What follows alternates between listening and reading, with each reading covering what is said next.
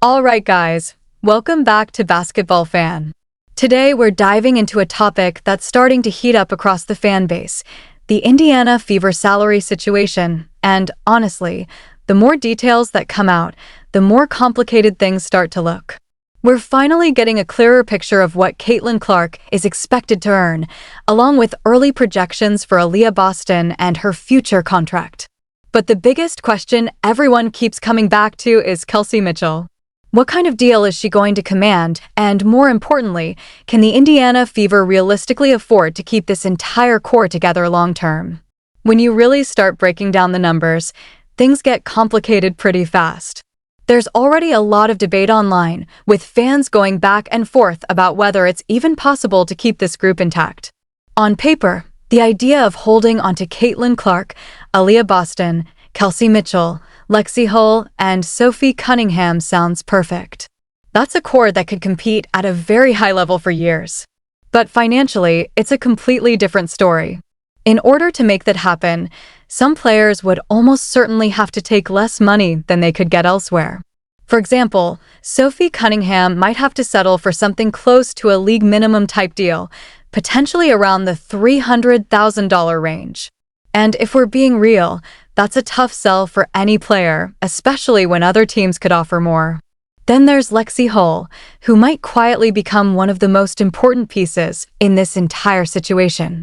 She's the type of player who could easily attract interest across the league, and there's a real possibility that another team throws an offer in the $600,000 to $700,000 range her way.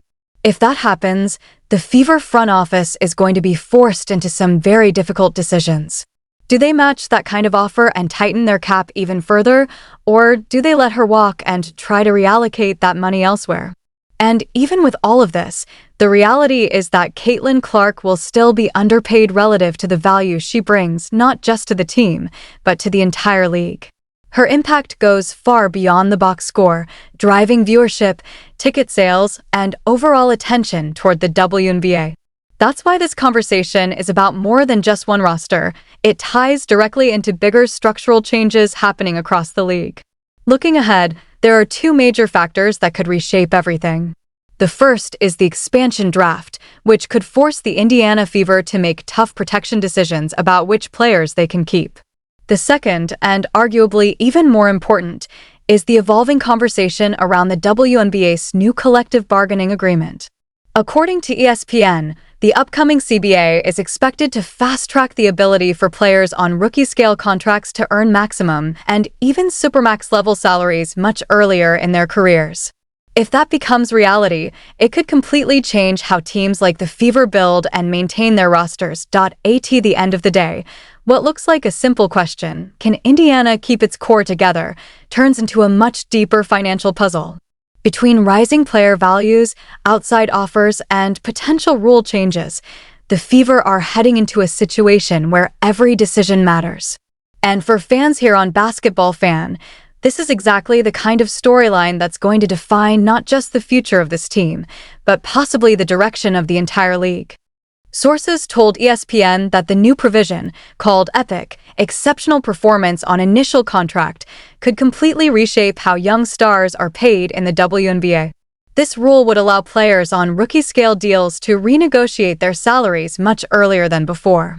If a player earns all WNBA first or second-team honors, they can jump up to a standard max salary, and if they win MVP, they become eligible for a Supermax deal. A perfect example of this is Caitlin Clark, who earned Rookie of the Year honors and is expected to see her salary rise dramatically, from around $78,000 in 2025 to roughly $530,000 in 2026. And that's just the beginning. The same provision could apply to rising stars like Aaliyah Boston, who becomes max eligible in 2026, and Paige Buchers, who could reach that level by 2028 after earning all WNBA recognition. According to Yahoo Sports, Caitlin Clark's potential Supermax by 2028 could reach an eye-popping $1.7 million, showing just how quickly the financial landscape is evolving. Now, welcome back to Basketball Fan. Because when you really break this all down, the Indiana Fever are about to face some massive decisions. Between the expansion draft and the rapidly changing salary structure, this roster is heading toward a turning point. Fans are already debating nonstop about who should stay, who might go, and what direction the franchise should take moving forward. So, let's walk through it step by step. The easiest decision on the board is protecting Caitlin Clark. There's no debate here. If you're running the Fever front office, she's the very first name you lock in on that protected list without even thinking twice. We're talking about a player who made an All-WNBA team as a rookie and was already in the MVP conversation in her first season. That's not normal, that's generational talent. But it's not just about stats. Caitlin Clark is the engine behind everything this team does. The offense runs through her, the pace is dictated by her, and beyond the court, she's driving fan engagement, ticket sales, and TV ratings to another level. Protecting her isn't just a basketball move, it's about securing the future of the entire organization. After that, the next major decision revolves around Kelsey Mitchell, and this is where opinions start to split among fans. Some believe Indiana should explore moving on or even trading her, but from a team-building standpoint, protecting Mitchell still makes a lot of sense. You simply cannot afford to lose a player of her caliber for nothing in an expansion draft. She remains one of the most explosive scorers in the league, and we've already seen how dangerous the backcourt pairing of her and Caitlin Clark can be when they're clicking.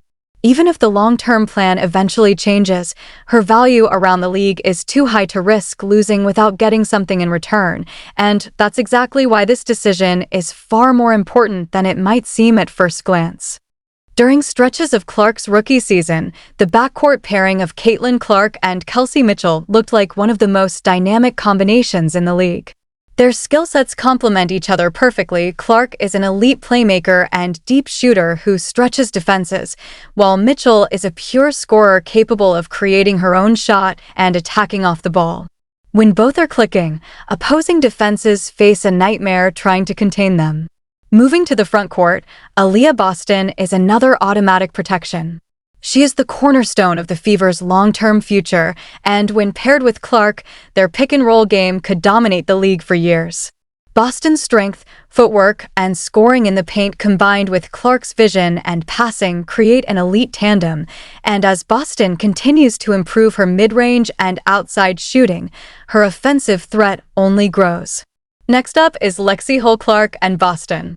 Similarly, Sophie Cunningham may have to take calculated risks. Veterans like Natasha Howard fit alongside Clark and Boston, with names like Anna Smith, WNBA player, and Era Stevens have reached that level, including Mitchell and Jewel Lloyd, with exceptions like Asia Wilson. Beyond just the core group, the Indiana Fever need to think strategically about depth and role players. In the WNBA, it's not enough to have a few superstars. The players surrounding them have to be reliable, versatile, and fit the team system. That's where free agency and smart draft picks come into play. Players like Alana Smith and Era Stevens are intriguing because they can defend multiple positions, stretch the floor with shooting, and complement stars like Clark and Boston without creating redundancy in the lineup. Finding pieces like that is critical because, as the salary cap tightens, you can't afford inefficient contracts. Every dollar has to work on both ends of the floor. Another key factor for the Fever is balancing experience and youth. Veterans bring leadership, toughness, and knowledge of the league's nuances, qualities you can't teach overnight. But young players like Clark, Boston, Hull, and Cunningham represent the future of the franchise. The challenge for the front office is making sure that the supporting cast develops alongside these young stars while staying within budget constraints. One misstep, like overpaying for a player who doesn't fit the system, could hinder the team's ability to build a championship-caliber roster. Looking at the bigger picture, the expansion draft adds another layer of tension.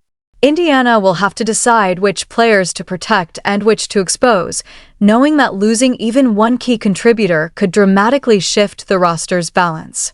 Protecting Clark, Boston, Mitchell, Hull, and Cunningham seems non-negotiable, but that leaves very few spots for others. Teams like the Fever must weigh potential talent losses against cap flexibility, and that's where strategy and projections come into play. Which younger players have room to grow? Who can be replaced in free agency? How do these moves affect the team chemistry that's already starting to click with the current core? These are the tough questions the front office will have to answer. And let's not forget the looming Supermax salaries. As the WNBA continues to evolve, these deals will become more common for elite players, but they also put pressure on roster construction. Players like Mitchell could command $1 per million, while Clark and Boston's salaries climb rapidly.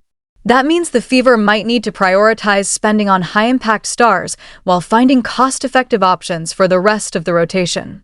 Smart cap management will be essential because overspending on one position could leave gaps elsewhere. Ultimately, the Indiana Fever are at a critical crossroads.